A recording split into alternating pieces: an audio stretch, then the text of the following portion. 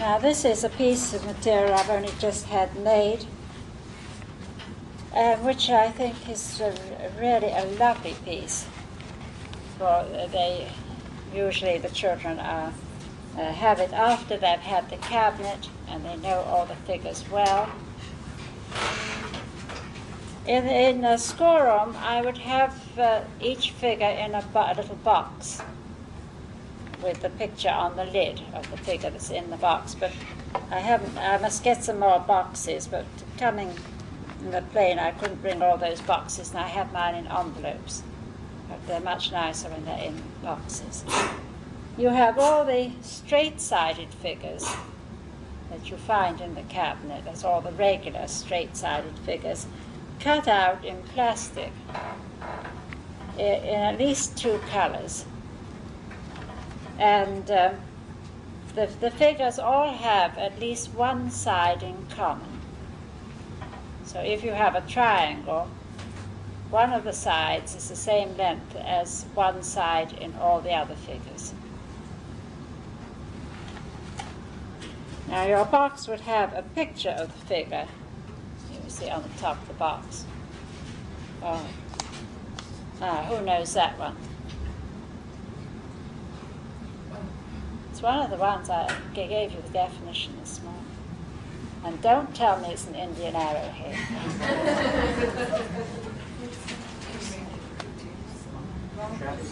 The trapezoid. No sides parallel.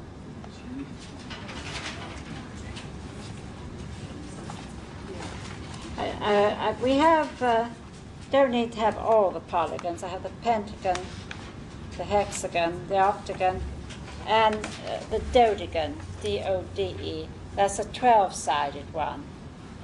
And that is one that the Islamic people made rather nice designs with.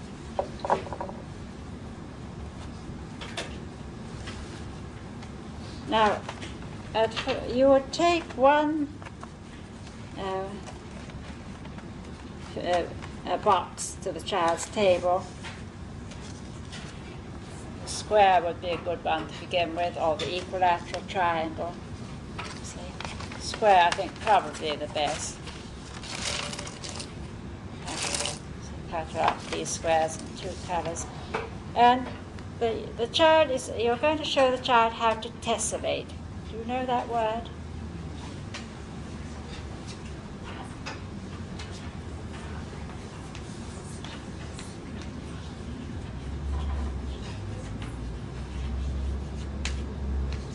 The noun is tessellation.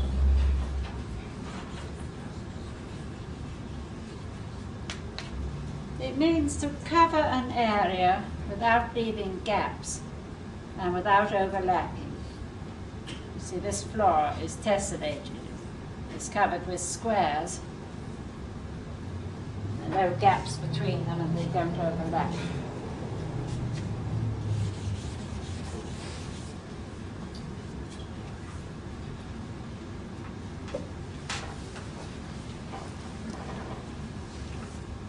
And with these squares in 2 colors, there are a number of different designs that can be made. And the simplest one is just to alternate the colors and start as simply as possible.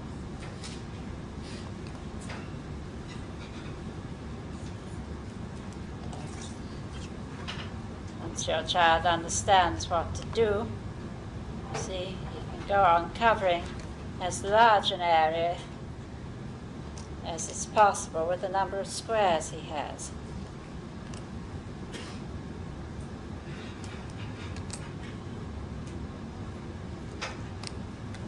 We find that the squares will tessellate.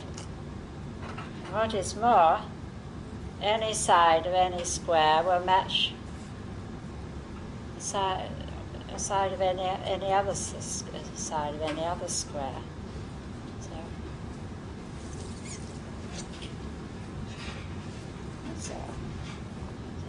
That makes a pattern that is very common, isn't it?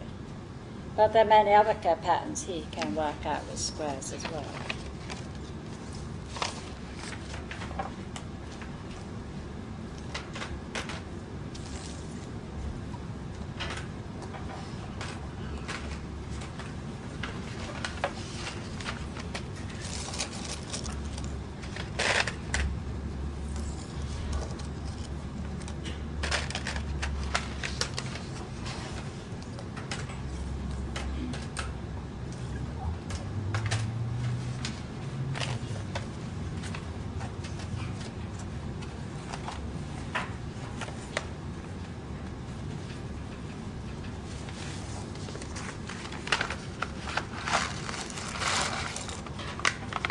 equilateral triangles.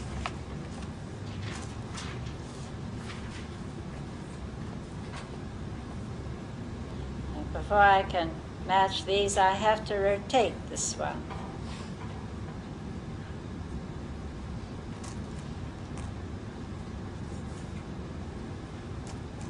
Yes, I can tessellate with these. You see, this one has to be rotated. It's turned. And I find there are many different patterns I can make with these.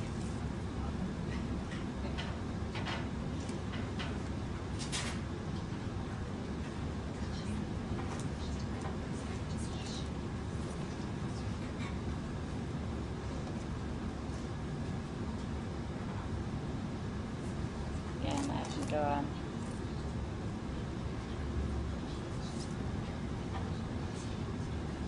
It's a pattern I could go on forever, see, and cover an area like that.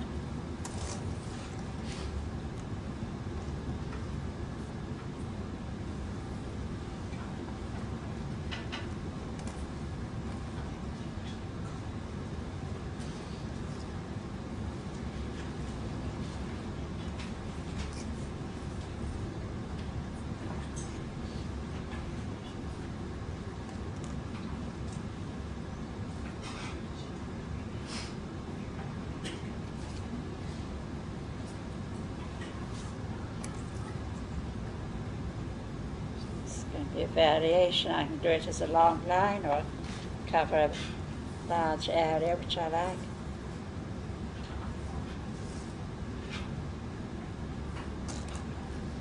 But with them again, there are many patterns I can make by just using the equilateral triangle. So it looks rather nice if I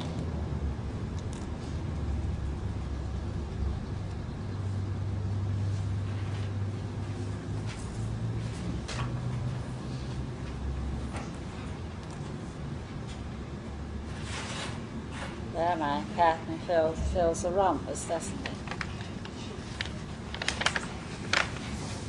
Now, the children will help themselves to any shape they like and try to see if they can tessellate with that shape.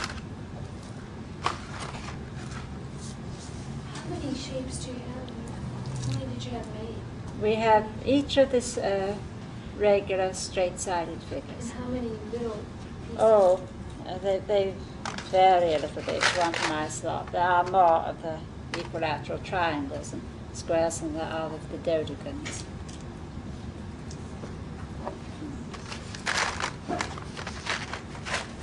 It's more satisfactory if you have plenty.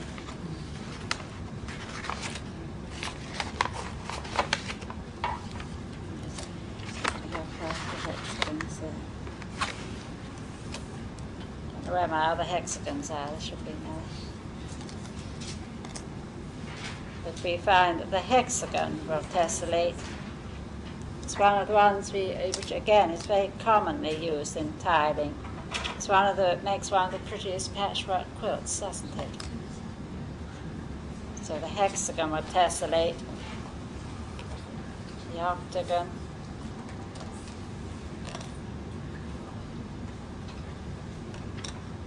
No, it leaves spaces.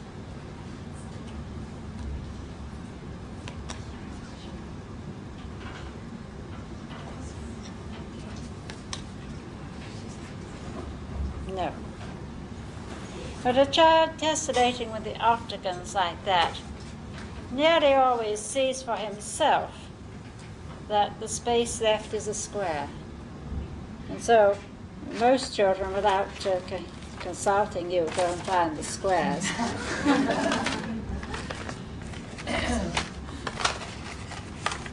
And find they can make oh, isn't that nice?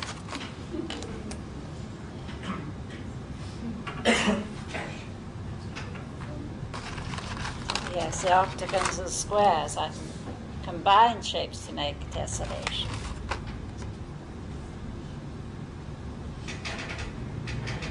But he finds that the pentagons won't tessellate on their own. In fact, the hexagon is the only one that will. Let's try the dodecan.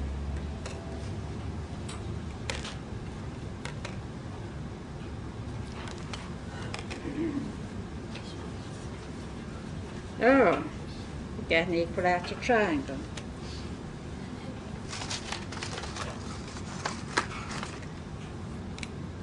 Yes, exactly fits.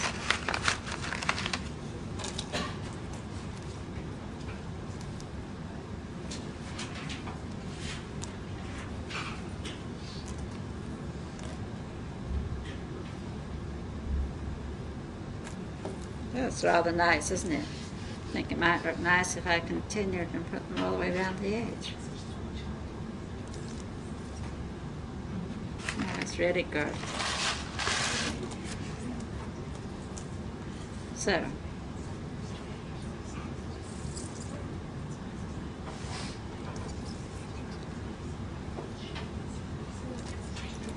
I begin to really get an eye for pattern and design. I begin to understand something about symmetry, rotation, and so on. I put them all around these sides. But I might also find that my dodecans fitted together in a different way.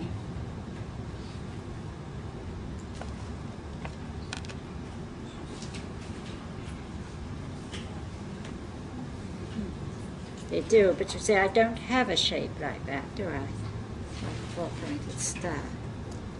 So if I was a fairly bright child, I might know the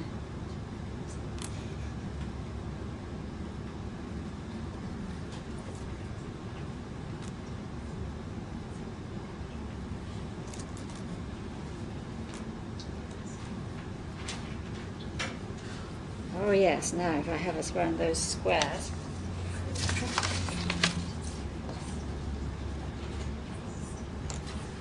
Ah, that's good. Isn't it? I might add to it. So, this is of course, this is one way in which we use the geometrical shapes, you see, is to create these very beautiful patterns. And as I told you before, the great people for this were the Islamic people. When a child makes a pattern like that one on the top, you wouldn't say, doesn't it look like a flower? No, you wouldn't. No, no. Why worry? I mean, if he likes to think it looks like one, but I think you then detract from the understanding of shape. Because there is no flower that's made with squares and triangles and dodecans. It's you who's seeing that it looks like a flower. You don't want to invent imagery for the children. All right if they can make their own imagery.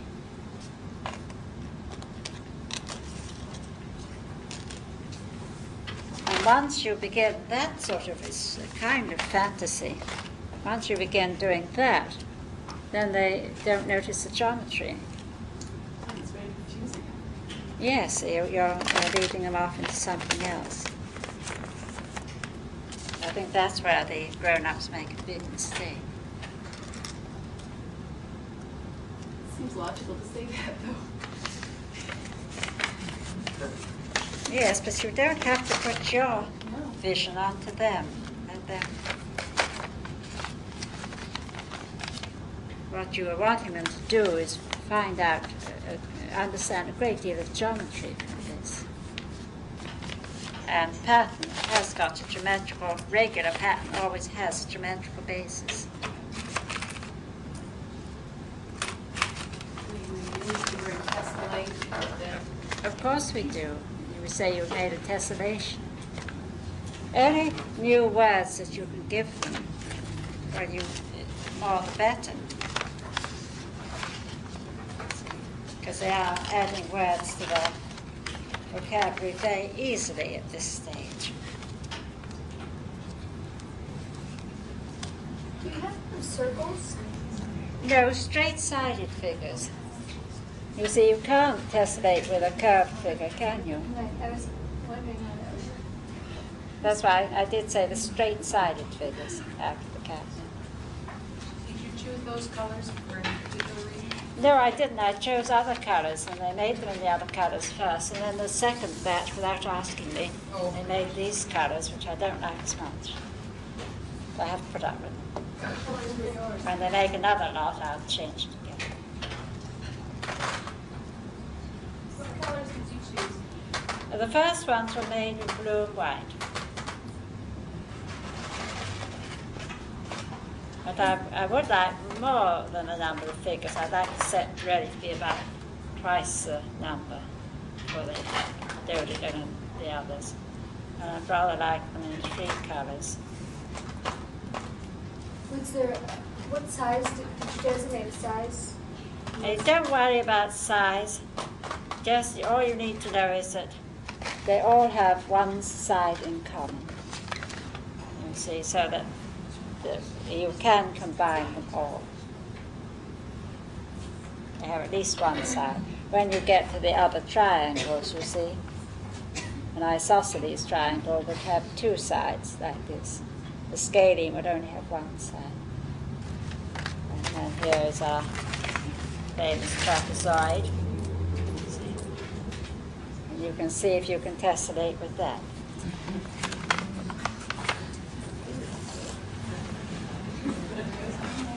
Well, leave you to make some discoveries. But look, the child learns a great deal in doing this. Yeah, oh yes, you get fascinated with it. Perhaps you've already talked about this. I didn't get it. At this point, it doesn't matter if what the colors are, because you don't have to isolate the shape because they've already got the colors. Oh, no, they've had that in the material. Now this is different. They're learning to tessellate, and it would be very boring if it were all one colour, like this row. You don't even know why they bothered to have it in squares. You just have a nice long strip, you see.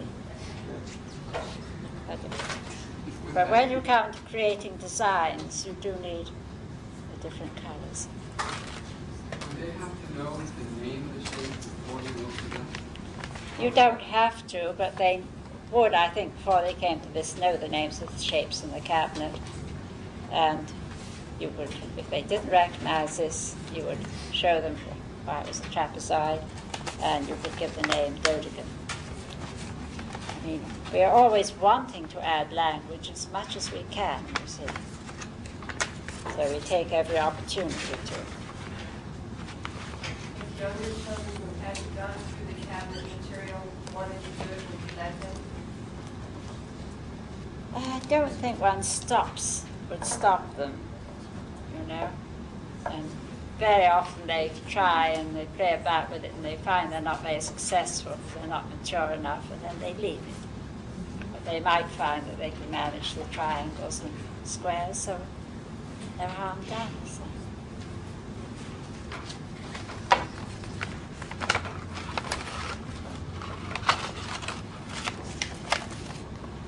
Another thing that children do sometimes, like transferring their design to paper. And you see, I would never allow them to draw around the cabinet, and you must not draw around those figures, because you get ink or pencil on the edges, and you can't clean it off properly without spoiling them. But these are washable, being in plastic, and so they can draw around them. And so they can transfer their patterns to paper and colour them if they want a permanent record, or to take something home. Many children do. If you wanted them to make a patchwork ball, then the pentagon they could use the pentagon as the net to cut their shapes. So it would be a small ball, or the hexagon they could use for patchwork. By drawing round it, make quite a good net.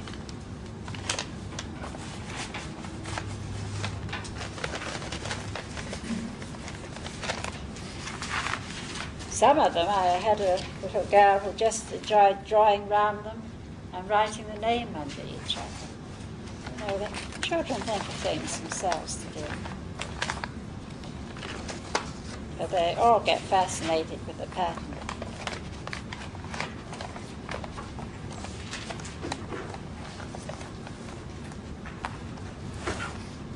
All right then.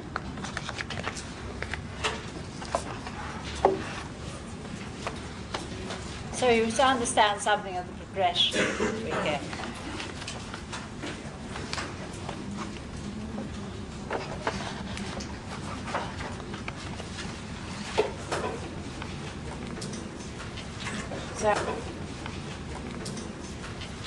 So now, use these shapes to make beautiful things for a very long time. And of course, the great example here is the way you use them to create patchwork quilts. You see, in the beginning, there was this real necessity. England was a long way away. You didn't manufacture cloth for yourself, and you had to buy everything from England for a time. And therefore, every little bit of cloth was valuable. And of course, it was a craft that was used in England, so you knew how to do it when you came here. But you had a greater necessity. And then when you traveled west, everything came out here in the covered wagons, you were a long way away from supplies, so you had to reuse all your bits of material. When a garment really wore out, you would use the better bits to patch together to make a quilt or something, you see. And in the long winters, when it was snow as you're getting in this country now, the women used to sit and sew the patches and make a quilt. And in the spring when the snow melted, as you know, they used to meet each other, you know, and have parties in which they all did the quilting together, and so made covers for the beds. And because material was so scarce, the backing for the quilts was always made. You bought sugar and flour and commodities in these big quantities, and so you washed the sacks out. It was a very, very strong material, and you use that for the backing of your quilts. And I've seen many quilts which said so-and-so sugar or something on the back. Perhaps some of you have them. And then I believe there was a firm a little later, I think in California, that thought of printing these calico bags with a floral pattern so that everybody would buy their bags instead of the plain ones. You see. And then from being this necessity, when you got money and leisure, the well-to-do women began to create beautiful quilts because they could buy the materials went together. So